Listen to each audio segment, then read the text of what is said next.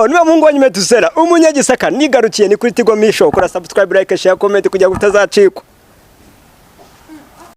Turaza gukoresha ukuri kwinshi ariko kuba uri mushiki wose bivuze ko wamushyigikira no mu makosa mu bibi. Ama video tinanye ngomba kubatesha kubera ko ibintu ntago nabyanganira. Amashusho arahari n'amajwi, harimo imitubu, harimo iminyorogoto, harimo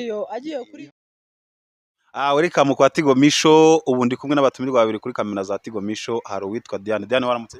Naramutse neza. Amakuru ni meza, turashima Imana. Ngo nawe mushiki wa Sabedi. Nise ntabyo waruzi? Uri mushiki wa Sabedi? Cyane rwose. Usubiye ubungu nta nubwo nako tunasa. Twaba turi kumwe na Karabo k'Imana. Karabo waramutse neza? Reka mbasuhuze kandi mbifurize ikaze. Umeze neza, nizere ko ukomeje kumererwa neza. Nimba utanameze neza wihangane, ibihe uyu munsi niko bigenda. Ndimo ndavuga nka Sabe nyine. Murakoze cyane, ndabishimiye. Iyi televiziyo ni Nyamugisha, kuba mwadutumiye turanezerewe kandi tugiye kuba ikiganiro cyiza. Icyo nasaba abantu bose bakoze sabu basharing iki kiganiro, n'abantu mubonye televiziyo ari ubwa mbere mu sharing, kuko ibintu bigiye kuvugirwa hano ni ibintu byiza cyane. Ni Karabo k'Imana, inshuti ya bose. Karabo k'Imana, iyi televiziyo yitwa Tigo Misho. Yitwa Tigo Misho cyangwa Tigo Bishop? Tigo Misho. Tigo Misho. Ariko rero reka nkwereke, umbabari iyi televiziyo atabari ya Bishop gafaranga. Iyi televiziyo nimba ari ya Bishop gafaranga ndayivaho. Kubera ko se avuze ngo ni Tigo Misho. Iyi televiziyo nimba ari wenge numvaga harimo ibintu bya Bishop. Ubwo ni Tigo Misho. Sawa, none ndatuje. Ariko iyo nsanga ari ya Bishop gafaranga ntago haki ya Mungu ntago televiziyo. Uramutinya se? Ntago mutinya iki? Bivuga ngo umuntu atinya ishyamba bitewe n'icyo byo bamuriye. Ntago je ntinya Bishop gafaranga, ahubwo ejo bundi nabonye ashaka gushyigikira uya muntu wasambanye. Ako disi Sabe disi yahuye n'ibibazo. Kandi yari mushiki we. Kuba mushiki we se mushigikiye mu mafuti. Ariko muze kwihangana, nimba uri na mushiki we rero reka mbanze nkubwire. Uze kwihangana nyine, turaza gukoresha ukuri kwinshi ariko kuba uri mushiki wese bivuze ko wamushyigikira no mu makosa mu bibi. Nta nubwo cyane ko natwe byaradutunguye. Hari amakuru narayimenye nimugoroba. Disi burya ngo cyagiye ava gusambana, ngo bamwirukankanye, urumva baramutesheje nyine. Bamutesha umuhungu disi ngo nyine rwa rugingo rugifite umurego. Mwumva? Ubwo ntago ari yakagira. Noneho ngo yikubise hasi ngo narwo rwarangiritse cyane, bari bararupfutse ariko ngo barupfukuye ejo hasi. Kara uratubeshya. We ntago nese nababeshye, urabona nazinduka nje. Niho yaravuye. Harega hari nandi mashusho bataberetse. Niba wabonye ikiganiro cyabere kwa Yagose. Ntago urakireba, we ntago ibintu ubikunda cyane. Ariko noneho ni ukuvuga ngo hari video batabahaye, umwe ari hasi undi ari hejuru, jugu bari muri jugu. Bari kubikora se cyangwa baguye kwa kundi yaguye nyine akavunika. Icyo nkubwiye nuko bari muri jugu mu cyumba. Noneho bari abantu, uriya muntu wanatanze ubwino agaragaza n'amafoto n'iki, we hari ibintu atavuze nshaka kugira ngo mbabwire. Uriya muntu ngo we yumvise mu cyumba ngo ibintu byakomeye. Akarura ari kose ndaregera, yegereye yumva ibintu bimeze ukuntu. Noneho ngo nawe nyine kwihangana biranga, kubera ko ngo yari yaraterese uriya mukobwa aramwima. Amajije kumwima, undi ati nanjye ngomba kubatesha. Nyiri gufata amavideo ati nanjye ngomba kubatesha kubera ko ibintu ntago nabyanganira. Amashusho arahari n'amajwi, nuko banze kubikira hanze kugira ngo leta itaza kubafunga. Ariko usibye yuko ari ukugira, ubundi se kurya umwana ni bibi. Nta mushiki nta musaza. Oya, si ukuvuga ngo nta mushiki nta musaza, ariko nanone hari ukugira. Ariko jewe ikibazo mfite, kuba Sabe yaraciye inyuma umugore we, nangwino ndebe yaraciye inyuma umugabo we, n'umugore nazaciye inyuma Sabe. Umva mbanze nkubwire, icyo kuri ngewe nta kibazo wenda mbyumvamo gikomeye cyane, nubwo ari ikibazo. Ikibazo nukuntu Sabe yaryaryaga umugabo wangu ino ndebe, akanamutumira mu kiganiro amubaza amafuti, abizi neza yuko aryamana n'umugore we. Uyu mugabo bakamuta mu nama, ako gace cameraman naza kukabona zikuza kugashyiraho. Ariko noneho ndashaka mu mbabarire cameraman, ndabizi aba update. Harya cameraman yitwa nde? Yitwa Jean Marie. Cameraman rwose aze kumbabarira nkirema aya mashusho yago yasohoye ejo, mu ndebere nkirira hano ku ruhande. Abantu babanze barebe umuntu bita Sabe. utekereze nawe uyu muntu amafaranga afite, urwego yubatse, views afite, yagakwiye kuba ari mu gahegeni nk'hariya. Uzi ko hari ahantu yanyuraga ngo buriya ngo hari harimo imitubu, hari harimo iminyorogoto, hari harimo hahandi yajyaga kwihisha yanyura mu bishingwe. Wa muntu ntago byoroshye nyine, ariko nyine none bibaye basanze ari kumubeshyera. We ntago ari kumubeshyera, kandi nkubwira ngo hari ayandi mavideo. Noneho ngiye kurabura abantu. Iki kintu n'ubwa mbere ngiye kukivugira kuri iyi televiziyo. Hari ayandi mashusho bagiye gushyira hanze ya nyuma ari yapfundikira ibi bintu. Ayo ngayo abagiye kuyashyira hanze bose ubu bamajije kwambuka, ntago bari mu Rwanda. Reka da Ushyira amashusho hanze riba ari ikosa ku buryo ntago kuri ubu butaka bw'u Rwanda byemewe. Ariko noneho kugira ngo noneho mbibwira aka kantu mukagira introduction, biriya mwabonye ejo ni akana kibigiye kuza. Nukuvuga ngo impamvu mwabonye uwashyize amashusho hanze n'amafoto yabivuze yabishyize hanze yambutse umupaka, nukubera akazi kagiye kurekura noneho rokete ya nyayo OG ya danger. Noneho kugira ngo mbwire na Sabe anabyumve neza, ati wenda ati ntago nigeze mbona hari umuntu uza kunkameramo. Hariya bari babateze kamera we, kamera ibirimo, hariya bari babateze kamera. Ibyo mwakoraga byose we Sabe na Ngwino Ndebe byose birahari. Ariko bivuge ngo hari uwabateze kamera yari abizi neza bagiye kujyamo. Yari abizi neza bagiye kujyamo. Noneho ngewe kugira ngo unabyemere neza, ayo mashusho amwe ndafite nuko nashaka kuyashyira hanze. Umuntu wakoranye ikiganiro na Yago yanyoherereje, urumva? Ariko reka ne kubibereka, biteye isoni, biteye agahinda. Ndayafite hano kuri telefone. Ubyaye bari muri rogi cyangwa bari bagiye kwa mukuru wa Ngwino Ndebe. Kwa mukuru bari none hibaze ukuntu bakoze n'amahano. Ibaze kugira ngo umwana w'umukobwa ajye gusambanira kwa mukuru we, kuwo bavindimwe. Urumva atari amahano? Ariko ibi bintu bishobora kugenda umva Sabe ari umukire se yaba yarabuze aho akorera ayo mahano. Nimba atari harabika, nimba yaragiye kwa mukuru we cyangwa kwa umuntu munange, ndatekereza ibyo bintu byarateguwe. Ko ataje mbese ngo umutize icyuma. Ahari hose na chambre se nangaye ku buryo yajya kwa mwene nyina kuryamayo.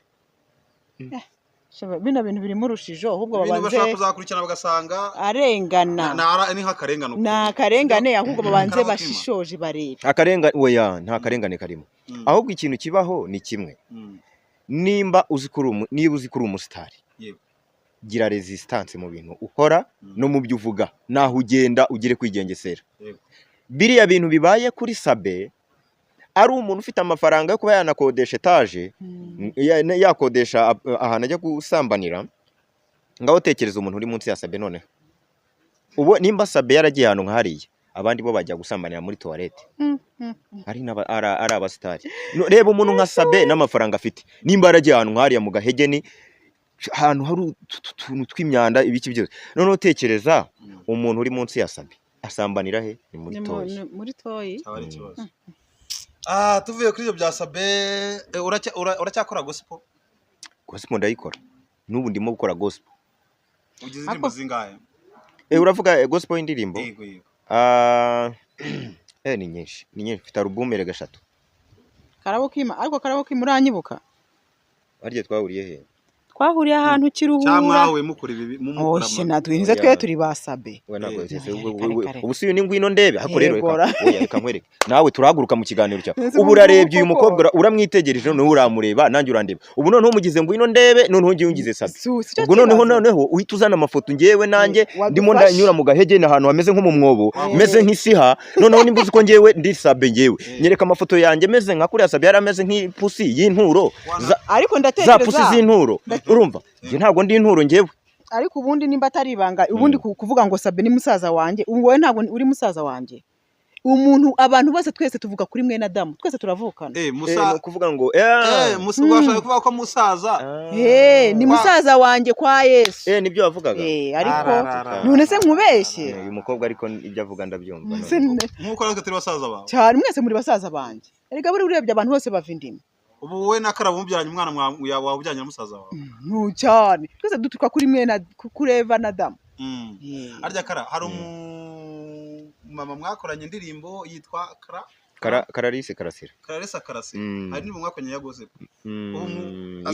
iri average iri hagati na hagati asigaye ko nakimubona sa kigaragara ko bo arahari ari muri Amerika nawe wenda hari n'abantu batazi n'aya makuru ndumva aribwo ngiye kuyavuga impamvu mutamubona nawe hari abagiye bamurwanya bameze nka Sabe bamurwanyaga agiye n'amakuru yenda yafite n'umugabo w'ibyo mvuga arabizi nimba kuri iki kiganiro hari abantu bamurwanyije bakora agatsiko nka kariya bakoreye Yago noneho bamukoreye agatsiko nari mbazi genda bazi bo baramubane impamvu rero abo bantu harimo umunyamakuru umwe ngo ateretse Kararisi noneho ananyura harambwira ngo mpa nimero ya Kararisi ati ikindi unamumbwirira ibi n'ibi noneho ngiye ibyo yantumye kumubwira ngiye ngira isoni zo kubibwira Kararisi noneho undi cyokora namuhaye nimero za Kararisi icyo gihe baje no gukorana ikiganiro bakoranye ikiganiro nyuma habaho ibintu byo guteretana aramutereta Kararisi aramukatira kuko uriya mwana buriya aritonda cyane no kuva kera akiri umukobwa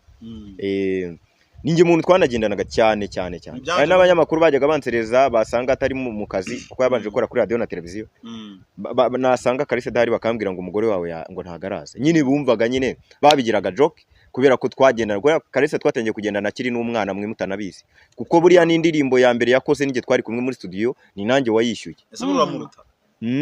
ni nanjye wayishyuye iyo ndirimbo ni nanjye wavumbuye ko ari umuhanzi so hari igihe tuvuga ibi bintu abantu bagakomakoma ngo yango ivuga ibi bintu oya reka mbivuge kubera ko nanjye uyu munsi wenda hari urwego nabivugagamo ndimo ariko uyu munsi ndimo ndagenda b'umustar kuba navuga ko ari nge wajyanye Kararisi bwa mbere muri studio n'amatransport nkayamwishyurira it's very easy ni ibintu byoroshye kubera ko uyu nanjye uyu munsi ngomba kuvuga ibyo nakoreye abandi nawe yigeze no kwivuga muri Sunday night ariko ntabwo kuko nge ni n'abahanzi benshi nagiye mfata ukuboko ngiye nkamuzamura gutya benshi wenda we ntabwo namuhaye birenze ariko ni nanjye wavumbuye impano ni nanjye wamuhaye courage ibintu byose kugira ngo mubone ameze kuriya n'umwana w'umukobwa nzi na papa we ndamuzi gutya papa we kugira ngo Kararisi abyumve nge nabanje kumenya ababyeyi ba Kararisi mbere yuko menyana na Kararisi ikindi yari umufana wanjye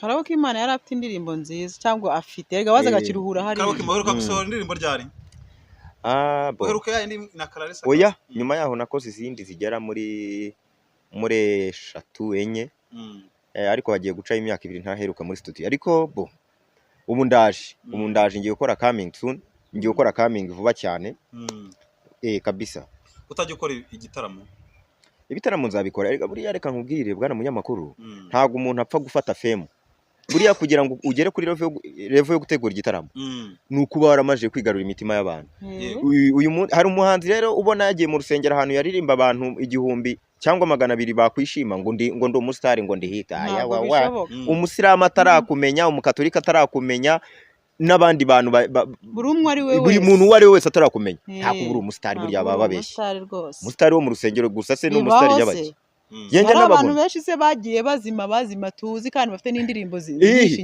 njya mbabona no mu rusengero dia njya mbabona abantu abastari ngo bitwa ngo n'abastari nkabasanga nk'ahantu mu rusengero kabona yikweduye ngo ndi umustar nkamureba yawe nareba abo bantu bamuri inyuma ngo ni umustar kandi yagera hanze nka gutya ntagira umuntu umumenya ariko nge twasohokana buri muntu wese akansha Karabo nakubonye ukina muri filime kwa Regis nakubonye ukorana indirimbo na Kararisi nakubonye mu biganiro nabonye BBC yaguse ejo bundi nakoranye ikiganiro na BBC BBC ikinyamakuru mpuzamahanga na mbere yaho nge na Kararisi twakora ikiganiro kuri Voice of America ku ijwi rya Amerika nakoranye ikiganiro na televiziyo y'abanyekatari yitwa Al Jazeera ngewe no muri bano bastari bose mubona nabona giye nsanga hano hose bari nta wundi ushizina tujye no mu gukompeta muri bose tukerekana views never ntawamagarara imbere Ariko ibyo byose aho ngeze ndahazi ni Imana byose ni Imana ni igenda izamura umuntu muvana kuri bimwe Karabo nk'ubu bafunze insengero se urusengero wasajyagamo bararufunze bararufunze ubu musengera he mwarabyikoreye we ntago nabyiwe undi singewe kugira ngo nge nsenga kwera ko insengero zubatse cyangwa zitubatse kareka gusenga kwa nyako no kuba mu mutima undi insengero zacu ziba mu mutima yego tugana ku musozo se harya Karabo ufite imyaka ingahe 30 ya ufite imyaka ingahe abo ngiye mfite ndenda shaje man ngiye mfite imyaka Karabo kuki umukobwa yimubajije imyaka atayikubwira mfite 27 bya bintu byumva ute wowe abakobwa yimubajije imyaka atakubwira mba abana b'abakobwa buriya baba bafite urwikeko wenda bitewe nuko baba bakiri iwabo avuga ati ntavuga imyaka yanjye wenda bakumva ko nkiri umwana cyane cyangwa se ndi mukuru. Nabyo ni byiza, private life y'umuntu ibikenewe sometimes bitewe. Ariko umwana w'umukobwa ni mwiza, aba afite iyerekwa baritambutse, simba afite umukunzi cyangwa afite umugabo. Wamugize wa kabiri? Oya. Se wajya gusenyera. Karabo Imana yemeye ko ubu wa kabiri ntiwabyemera ugasenyuka ariko ukamuha. Oya ntago wasenyera umuntu ahubwo yansengera. Namusengera. Mbese kuki mukora ibiganiro bifite iminota mikeya kandi babiryoshye? Tuba tugira ngo n'ababireba bagira amatsiko y'ibikurikiye. Ngubu abantu babanyotewe. Kandi buriya wenda simbizi kuntu mukora, ariko mujye mugerageza mutwongera iminota kubera ko nanjye ndabakurikira. Njya nkunda kubareba, wenda n'ubusabe bwanjye n'abandi bantu baza kumva ibyo mvuze ari byo muze gutanga commentaire nimba mumva biri ngombwa, bazatuzamure wenda iminota, wenda mwongereho 10. Tuzabireba tubikurikire tubigenze, buriya cameraman aba yabyumvishe. Mwakoze kuza, sezera abantu bareba iyi channel ya Tigo Misho. Iyi televiziyo rwose ndayikunda. Abantu rwose mwakoze sabone, Imana ibaha umugisha, muparateje iki kiganiro, abantu benshi bakirebe. Abarundi rwose maximum respect, ndabakunda cyane. Aba Tanzania mudukurikiye, Mambo VP, Abanyakenya, tunawasalimiye. Bana, watu wote mnatuona hapa kwa YouTube. Kabisa Diane, sezera. Mungu awabarikiwe sana. Bakunzi ba Tigo Misho turabakunda cyane. Wowe utarakoze subscribe tubibutsa buri munsi gerageza uyikore, kandi utameze neza yihangane nkuko twatangiye tubivuga. Ejo ni heza, Imana ibarinde. Ciao ciao.